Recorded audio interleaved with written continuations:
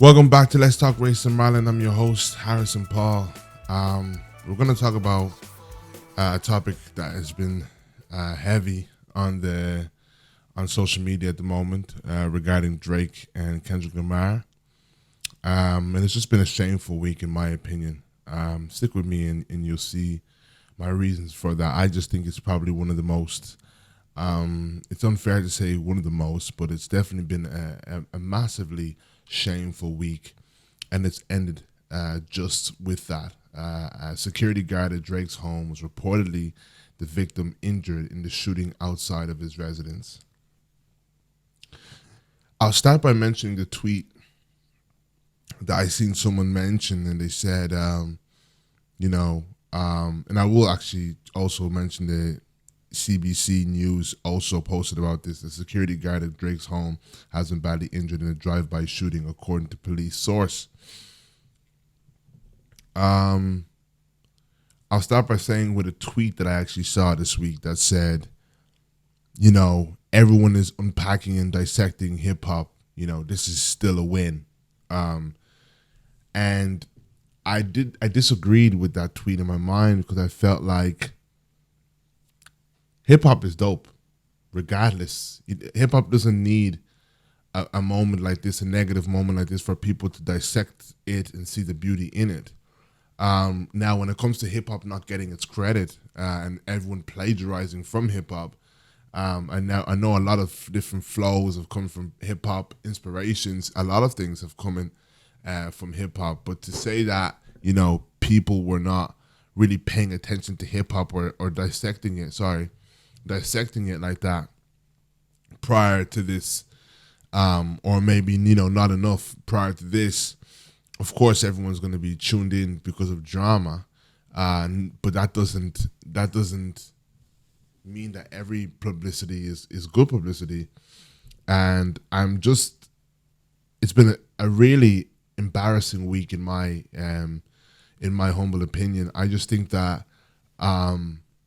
we have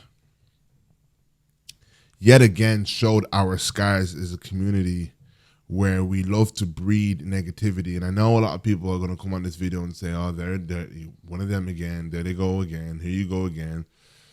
But it's true. It's the honest truth. I know you don't want to hear it. I know you want to hear the fun stuff about who won or who lost or all this. But in my opinion, everybody lost at this point. I was just watching it become this show and unraveling on social media. And, you have, I'm going to say something that's quite tough to say, and I say this with all love to our sister, Sexy Red, but it's one thing feeling like Sexy Red is an embarrassment to our, us as a people. And I'm going to put a footnote in there. I don't like the concept of people saying, oh, that person's embarrassing us, because it's like, it's still that narrative that we're always trying to come off as most presentable to white people, to the onlookers, to society, that we can be considered enough, our worth is always on. That's what we've always gone through. Even don't act too black or don't be too this, or and I'm not saying Sexy Red is a figure of being black. I'm just saying, like, it's always this thing of don't embarrass us. Embarrass us to who? It then reinforces that we are always trying to reach a certain level or a certain way in order for the white man to accept us or to consider us or deem us people who deserve respect.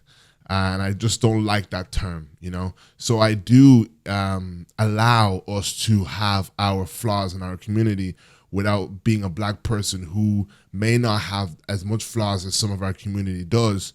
And I don't spend time thinking, oh man, they're making me look bad or they're making me look bad. A lot of the people in our community are really riddled with trauma. And this is the fact of it all. So when I speak on people like, Sexy Red, who over-sexualizes herself, and I know that we all understand this, you have to remember the area that someone like Sexy Red comes from, with all due respect. And I know the people who come from those areas are going to go on a big speech of, I came from there and I still made it out. Yeah, but not everybody's the same. Some characters have stronger characters and they make it out. Some characters fall down under. And, I expect behavior like this from Sexy Red because I feel like we can, in many ways, see her maturity level.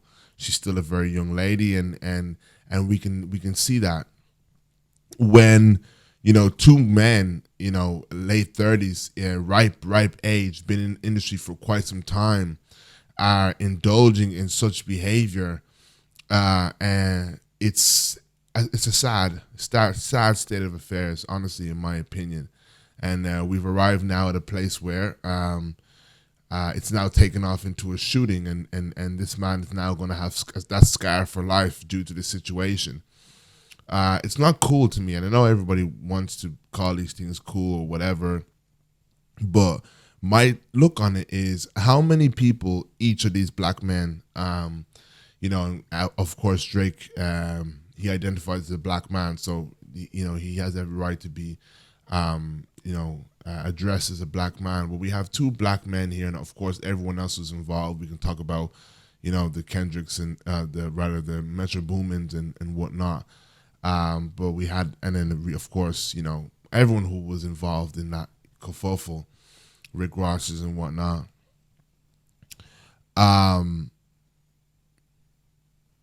We have black men who are indulging in a level of, self-hatred, I believe. And why I call it self-hatred is how many people have they found themselves having a run-in with white people in these corporations. They see the top of the top people. They bump heads. And my thing is, like, how many white people, in those big corporations have they found themselves, having run-ins with, where these people are literally trying to destroy them. Just pure racism, pure don't want to see a black man rise up, don't want to see a black man, continue to excel. And do they go at that other black or that white man and go to destroy and tear his name with the same determination? And my thing is, even when we think about the boys in the corner, we understand that they're trying to get their level of power from killing one another, because that is where they can feel dominant. That's where they can feel strong. If anything, this has actually kind of reminded me that, there shouldn't be this much parallels with multimillionaires and billionaires. I think even, of course, those Kanye's involved, billionaires and kids off the corner who only can gather that level of, I guess, dominance and strength from killing. That's what they feel anyway, killing that next young boy in the corner. So when white supremacy in the system has them in a box where they feel like, what, the closest way, or the easiest way, or the way that I can see with my, or I can conceive with my mind, is to kill that guy who, looked at me wrong, or didn't speak to me the way I would have liked to be spoken to. And when I'm seeing parallels with big stars, it kind of reminds me that maybe they are going through the same thing. And not even maybe. I'm trying to say this without undermining the positions these men are in. I want to believe that they have earned the power that we see, down here, and it really is what it looks like. But maybe they feel, oppressed by white supremacy. Maybe because I'm trying to find out why that energy was so directed towards the next black man in a way that I've never seen them have for anybody else. Where do they have the moment where they say, I'm going to destroy white supremacy, I'm going to tear it down? And, luckily, Macklemore released a record this week. And another footnote, I don't like to use white people as an example for why can't we be like this, because white people didn't go through the same trauma. So I don't like to use that. But I want to give that footnote. I was quite proud of Macklemore on that record that he just released. And what I liked about for Palestine, what I loved about it most was him openly addressing white supremacy. Radically, if we will call that radically, addressing white supremacy, calling it what it is. That's, you know, at a man at his level, you're not really allowed to say white supremacy. Heck, I don't even think Jay-Z would make a song today and use the term white supremacy. I don't think Kendrick would use a song today and directly say white supremacy. I think they would elude white supremacy. I think they would beat around the bush. But to say, hey, you, I'm calling you out, quite like what this beef was, I was proud of that, for the record. You know, I saw someone share it, came across it, and even Dr. Cornell shared it. And that's a positive thing, right? So in regards to this beef, I'm just going to play you a tape. It's a very hard concept to explain, the concept of you know, internalized oppression, where you're killing the next black man instead of killing the system. So you almost I guess release that energy on the next brother, but it's something that you're actually feeling from the world around you, the system around you. But I'm gonna play a tape by the great Akala. I'm gonna put up on the screen for you guys to see it. So let me put this to you. Yeah. So it's very interesting, Yeah. your view of this. And what I would say to you is this: statistically, it looks like in London right now, this is predominantly a problem of young black teenage boys who are members almost exclusively of gangs attacking each other, so that the perpetrators and the victims appear to be almost exclusively young black men. Do you think there is a racial element to that in terms of any cultural issues, racial issues? Or do you think it's the same problem we had in Glasgow, where they were white, but actually the race part of this is something that we might look at the statistics and think it's a black problem when it's not? Okay, so there are several regions of the country, let's just look at the facts, that have higher murder rates than London does. Clearly, throughout human history, black people have not had anything remotely resembling a monopoly on violence. Over the last few years, some of the most horrendous knife attacks, both the victims and the perpetrators, have been white, and they've not been from London, including a 13-year-old girl stabbed to death in Southampton, a 16-year-old stabbed to death in Dinnington, a 7-year-old girl stabbed to death in York, a 5-year-old stabbed to death by its own mother in Oxfordshire. When both the perpetrator and the victims are white, race suddenly becomes unimportant. There is one limited sense in which race may be important. You could argue that only a very particular demographic of young black boys, only at a very particular stage in their lives, feel a degree of psychological self-hatred or contempt for themselves that they project onto other people who most remind them of themselves. However, the black-on-black violence paradigm, so-called, is never used in that way as a kind of psychological self-hatred model. It's used to give the public essentially the ridiculous impression that black school teachers, black doctors, black lawyers, black Premier League footballers, my grandmother, David Adjaye, Oswald Boateng, are all sort of an equal risk of violent crime. You know, I think that's been one of the best explanations of it. And he's gonna go on now to explain how the statistics show in, you know, African countries that boys of that age don't feel the need to pick up a gun and go and kill each other. Let's listen to this. When we offer blackness as an explanatory factor, as if we don't need to know anything else. Is it irrelevant though, Carla? No. Is it irrelevant? As I said at the top of the programme, or a couple of minutes ago, in the one limited sense in which it may be relevant, i.e. the idea of a kind of particular psychological self-hatred that affects only a very particular group of young black boys and men, and then only at a very particular stage in their lives. And what is that? Explore that for a moment. So I'm saying there is an internalized racism, essentially. And you hear this in some rap music in some senses, you see it in some people's behaviors, where basically contempt for black life, only a very particular group of young black boys at a very particular stage react against it. Perhaps internalize that. But we never use it in that way because that would mean a wider dialogue about contempt for black life in general. Young parents in Ghana, which happens to be one of the most peaceful countries in the world, despite being one of the most poorest, are not worried about their kids getting stabbed to death on the way to school. No. So clearly this is something specific, if we're talking about that psychological self-hatred element, to Britain and the United States and other places. Wow. This will go down in the history books. This should be taught in schools.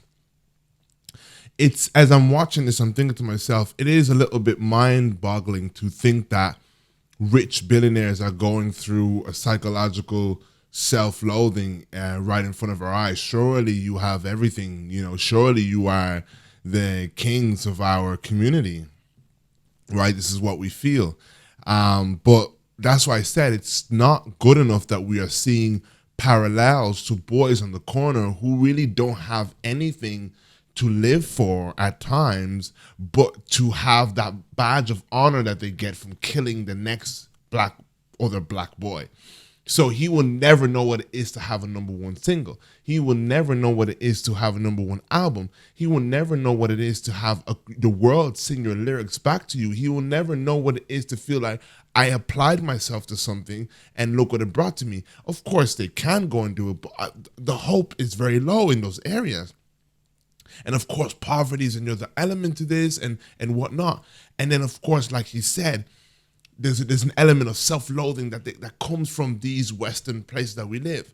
So then it begs the question of, could Drake and Kendrick Lamar and Rick Ross and all these big guys be feeling that same level of self-loathing, that same level of, listen, I'm going to offload my, on the next black man because I know that up against the white man, I don't really have that power to, express what I should have, because I guarantee, I absolutely doubt, there has not been people in either of their labels, in any of those labels, who have been someone with a racist mind who has tried to block them from success and doesn't like the idea of a black man being higher earning and more powerful than them. So why haven't they gone at those men? You ask, they haven't gone at me. Well, I'm saying they have obviously gone at you if they tried to stop you. And this is my point in what I'm saying today, brothers and sisters. It is disappointing to watch us indulge in this culture of self-hatred, this culture of self-loathing, this culture of killing ourselves, this culture of everything. And in fact, a lot of you have so much to say about Sexy Red. I have grace for Sexy Red. Why? I can see Sexy Red trauma written on her. I say that with love, Sexy. Yeah. Miss Red. I say that with love. But we can see that. I'm tired of us bashing on the people in the community. You can see have trauma written on them. There's another young girl in the UK who was talking about, I don't know, she did an interview with somebody and she was talking about, I don't know, some girl in the UK, whatever, but she kind of has been making a fool of herself. And I left a comment, not that anybody will see it in the shade, bro. I said, why do we see young girls who are obviously going through a mental instability, but obviously have this very, boisterous character, and they're out there and they're putting themselves out there, and we know that they're really embarrassing themselves, and we indulge in destroying them with them as they're destroying themselves. And in a moment like this, I really do expect a lot from dirty, ripe men, fathers. So then it begs the question, I'll leave this open for everyone to say, do we expect more from black men who've made millions, fathers, or do we consider them to be suffering with the exact same thing that a young boy in the hood is suffering? That's a question I don't even think I have the answer to myself. Maybe we think too highly of these men, that we think that they're a void. We can talk about the other drama that went on this week. I understand Chris and Quavo went at each other. This culture, guys. And I'm not here to say it's embarrassing. We're always the ones fighting. We're always the ones beefing. No.